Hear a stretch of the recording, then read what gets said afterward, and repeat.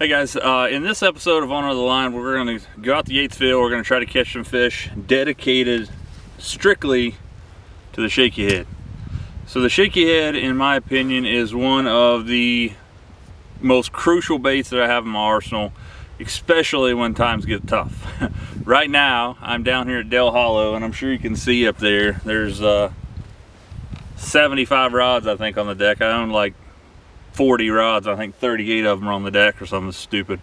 It's super tough down here. If you don't have live scope, it's really tough to catch down here apparently. But this video here that you're going to see is dedicated to this bait right here, which is the shaky head. The shaky head, this is a Magnum worm. It's actually a Maxent worm here. This is a 3/8 ounce head. Throwing real deep here at Dell Hollow, but I was throwing this actually same rig right here, but with a smaller version of this. Matter of fact, I have it laying right here. This is the exact same rig that I was throwing the other day, just a hand poured shaky head with a smaller version of this green pumpkin Maxent worm.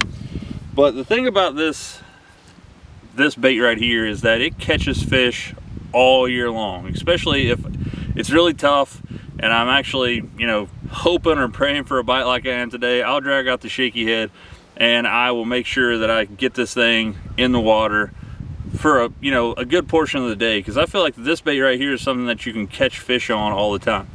I probably could have caught more fish throughout this video that you're about to see if I would have switched up baits, but I locked this shaky head in my hand for a reason. I wanted to, try to better my skills with a shaky head, but I also wanted to show you guys how I fish the shaky head. And I didn't go out and smash them, obviously. I caught 3 or 4 fish, but if I was in a tournament, there's no way I would have fished this shaky head all day long, because they weren't really eating it that well. But who's to say they were going to eat anything else? But if I was in a tournament, I would have definitely switched up baits. But I wanted to again lock this thing in my hand, which I did, and it's a great technique. So how you're going to rig this thing, I have, again, these are just hand poured shaky heads. I think they call it Shake It heads from Do It Mold, but you can see there's a screw lock on here. And again, this is a Magnum or a bigger worm from Power Bait. This is Berkeley Power Bait. What I'm going to do is, most shaky head worms have a flat spot on them, so I'm going to screw that up on there all the way to the head. Now, you're not just going to leave this thing dangling like that, because it's not weedless. We want to make sure that this thing is weedless so we can drag this through every piece of bush, timber, you name it. So the best way to do it is to put your thumb and pointer finger right where that hook bend was going to come through the bait. So you can see roughly right here how I'm doing that. And what I'm doing there is I'm basically giving myself a spot to put that hook through.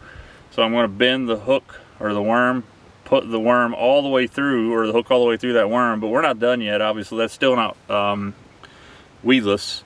So what I'm going to do is I'm going to take that hook point and just kind of bury it in that worm. Now I'm ready to rock and roll with this thing. I throw this shaky head on a Loomis NRX Plus 822S SYR, and I have an X-Sense on here. Absolute banger of a rod, but that's what this thing is designed for, is a shaky head.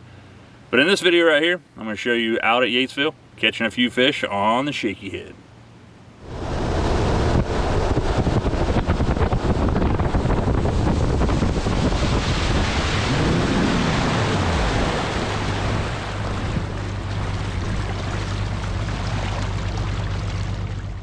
All right, today it's dark. We're going to try to catch a fish on a shaky head today. I'm going to show you guys what I use when I feel like they're going to be eating a shaky head. A couple baits that I think are going to be, key during this time of year in the fall.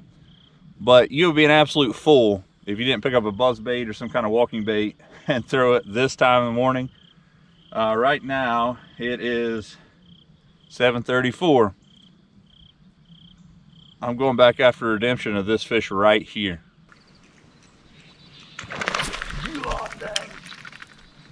That was a stud right there, boys. That was a stud.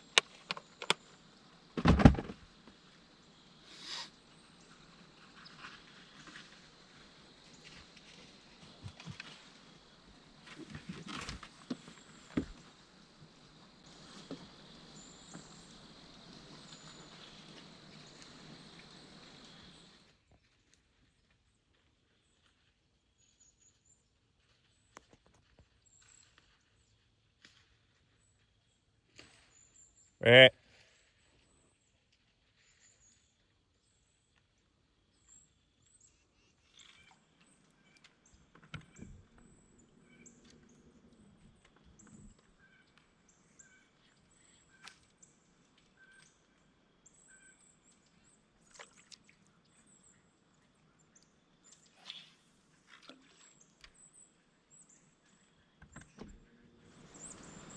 Great thing about a shaky head is that it's pretty much weedless if you rig it correctly.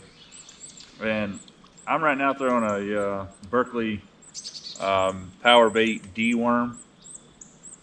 But like over here, if you guys can see that, there's a big lay down right here. I could throw this thing right up in that lay down and not have to really worry about getting hung up. You have to make sure that your hook is obviously exposed inside the worm. But other than that, if you have that done, you know, you could pretty much cast this thing in and around structure and timber and things. And, you know, it makes it a really deadly combination, especially if the fish are pinned up in timber and things like that. I'm fishing around grass right now, which is not the most idealistic situation with this shaky head because it's going to get down in that grass and it's kind of going to bury up. But around through here, there's some spots, rocks and things that I'm going to definitely try to throw the shaky head in. And you can see here that, just as I said, that it's pretty much weedless. I get hung up. There we go. Must have been just stuck in something there. Yeah, so my hook was just exposed. And I'll show you guys a better look at this thing in just a second. But I could throw this thing up in timber, in grass, things like that, and really not have to worry about it, get it hung up too bad. You did see I just got hung up there, but it come off fairly easily. But it gives me a way to target really, you know, good areas that I think fish are going to be staging in, especially during the fall and spring. Like this little lay down here, there's a big grass mat out here that you guys can't see. We'll throw this thing in and around here. Rocks are a really good place to throw a shaky head.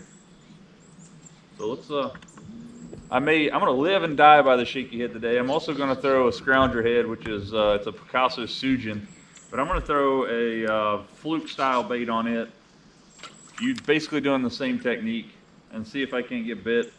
And again, shaky head usually catches them pretty much any time of the year, but that's yet to be seen today. I'll tell you one thing though, that buck that I just saw right there, probably one of the biggest bucks I've ever seen on the hoof in my life, probably at least 180 inches.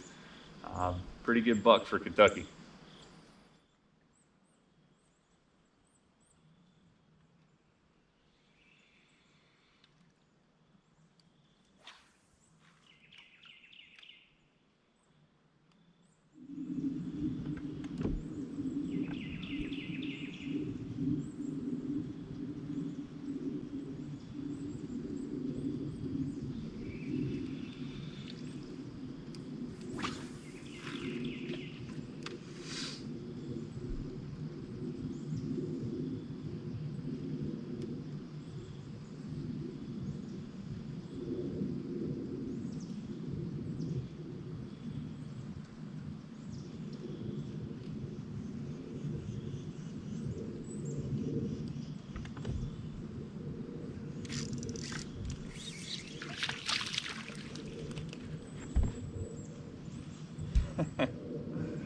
First one for the old shaky head. An absolute tank, son.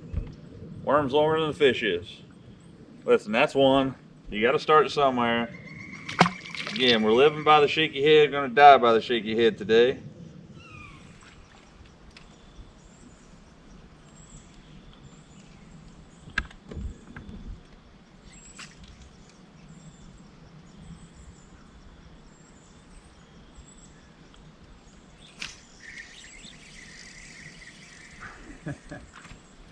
There's a major downfall of the shaky head right there.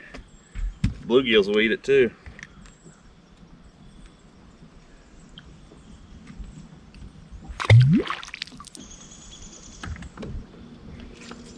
Man, I just missed one right there big time. There's a big rock bluff that's coming out here. 7.5 foot where the boat's at.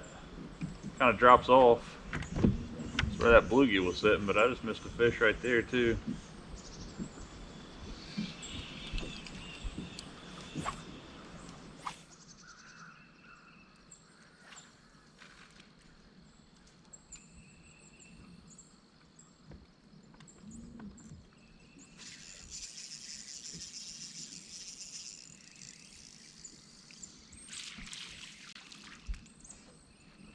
2 for the shaky head. You can tell, in the grass. Not a giant, not even a keeper. Not even close to being a keeper, but that's 2 on the old shaky head. Berkeley Power Bait D-worm. Green pumpkin. Fish any color you want to, Bubby, as long as it's green pumpkin.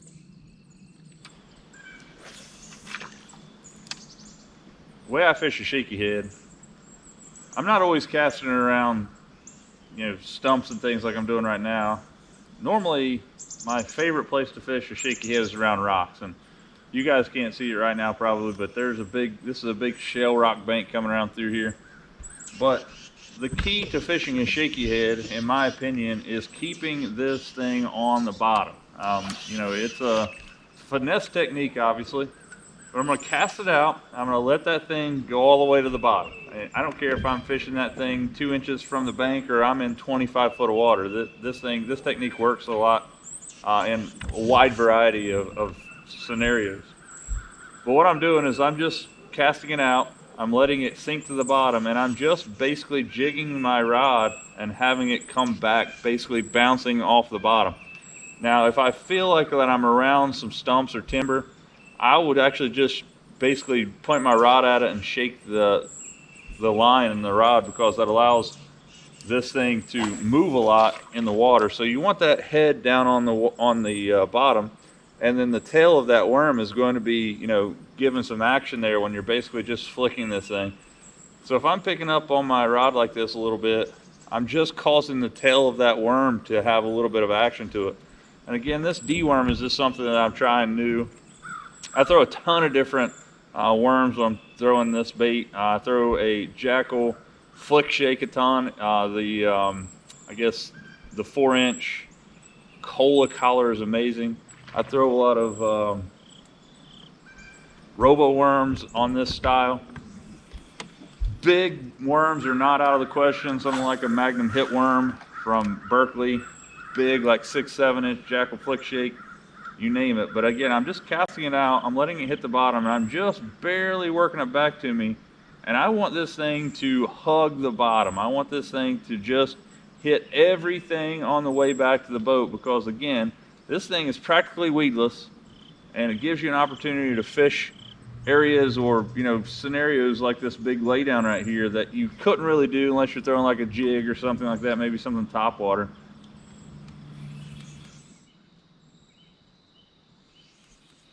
Fished this D-worm for, better part of a couple hours today. Caught 2 fish on it, but water clarity is not bad, but I feel like the water's still in the process of turning over, so I'm gonna find something a little darker, throw it a while, because they don't seem to be eating that D-worm.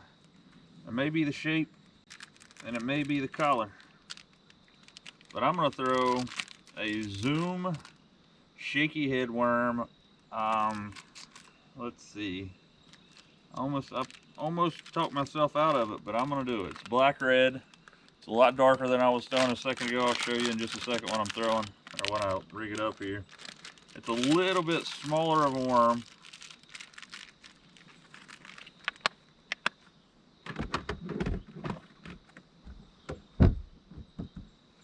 Not much smaller. But I have I broke off there a few minutes ago, and I have a black head on here. So this is going to be a great combination. I'm thinking that the fish are going to be able to see this thing a little better. I usually don't spray JBs on stuff like power bait because it already has its own scent on it. But I'm going to throw some pinch of garlic on this thing, fish around these rocks. This is a little deeper bank right here. And obviously, crazy amount of rocks. You can see here a black red worm with a black, this is actually a 3/16 ounce head 3/0 hook. Got bit a few times on that green pumpkin D-worm, but I just don't feel like they're either seeing it well or I don't know, there's something about it, because they're not, I've casted that thing, seems like 1,000 times today in spots where I know there's fish. So something's going on there. you know, it just may be one of those days where I don't catch any fish on a shaky head, but you got to keep changing up baits, and you got to try to keep, you know, the bait in spots where you know fish are at. So throwing that D-worm around wouldn't get bit, so I swapped up to a little darker worm, see what happens there.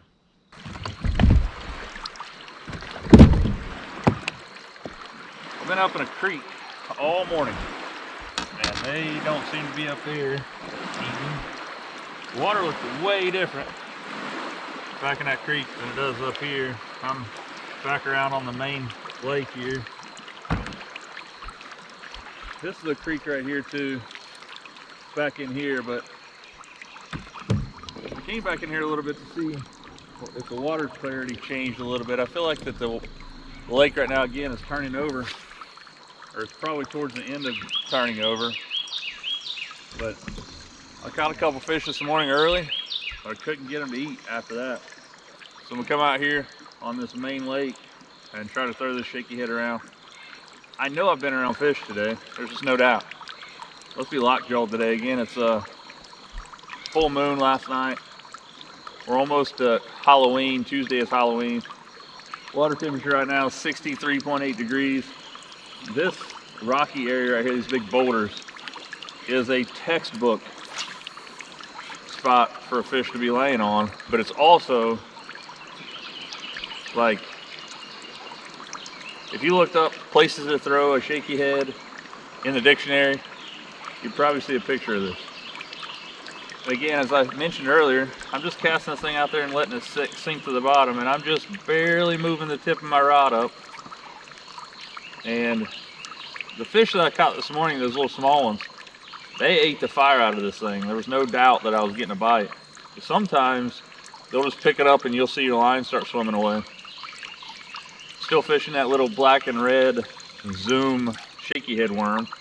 Again, you just saw me put a little JB's fish sauce pinch of garlic on there.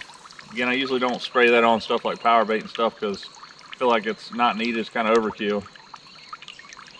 But if you're letting this thing sink all the way to the bottom, and literally the only thing I'm doing is this, I'm just barely shaking my rod and causing the tip of that worm to have some action to it. Normally, on any given day, on any given lake, it is a great place or a great technique to catch fish. I've only caught 2 today, and everything in me wants to grab another bait and keep throwing it. But this is how you get better with baits and techniques, is you grab something and you fish with it all day, whether you catch them or not. Now, if I was in a tournament, I obviously wouldn't do this because I'm not actually smashing them, obviously, so there's probably a pretty good chance there's something else they're biting. If I had live scope, I've been seeing a lot of action out in the middle of the lake on these channel swings and stuff, so I'd go out there and try to throw a swim bait or something like that. But for today's sake and today's video, it's all about the shaky head.